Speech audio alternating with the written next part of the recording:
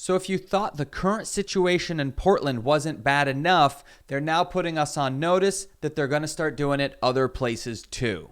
Okay, so how did this all get started? So Trump signed an executive order saying that the federal government needs to be protecting statues, federal property, and some other small details. So that's what's the justification is for what's going on in Portland right now. The Department of Homeland Security is saying, hey, we're there to protect that courthouse. That courthouse has been vandalized. There's been a couple windows broken, and we need to have troops in the streets making sure that everything is taken care of. And as Trump has been saying, we've been doing a great job quelling the disruption, quelling the rioters in Portland.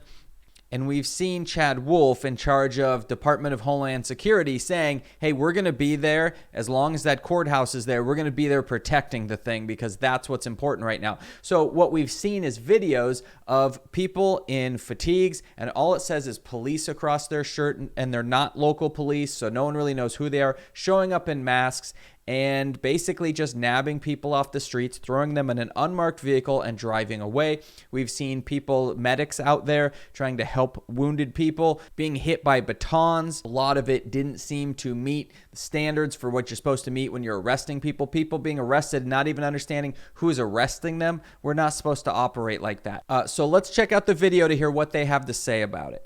Well, he's already done a couple of things, but he's working very closely with Attorney General Barr. I can tell you that this week what we're looking at is not only looking at what a lot of people have called the executive order on statues, which he did that, but that's really the statues are one thing, but it's really about keeping our communities safe.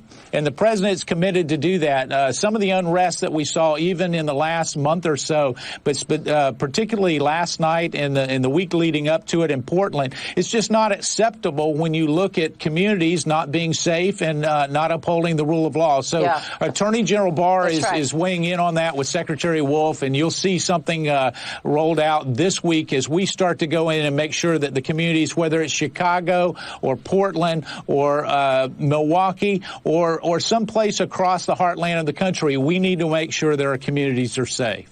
Okay, so there they let us know. They're saying it's all about safe communities. That's the big concern. So what's going on in Portland? We're now willing to expand. He said, we'd expand it to Milwaukee. We'd expand it to Chicago. We've already heard Trump numerous times in this presidency threaten Chicago, saying, if you don't get your stuff under control, we're going to come in and take care of it. Well, they're setting it up right now, like Chicago's next. Probably Milwaukee is in the sight. So they're expanding this. What people are yelling about, which is this constitutional violations, is expanding. So let's remember these forces are totally unwanted. The Oregon governor has said to get out. The Portland mayor has said to get out. These forces are here, and we're going to now start seeing them in other cities. So who are they? So it's being claimed that U.S. Marshals and Department of Homeland Security basically have the authority to do this kind of stuff. So the videos we've been seeing of people being nabbed, they're saying that falls under their authority. They can do that kind of stuff,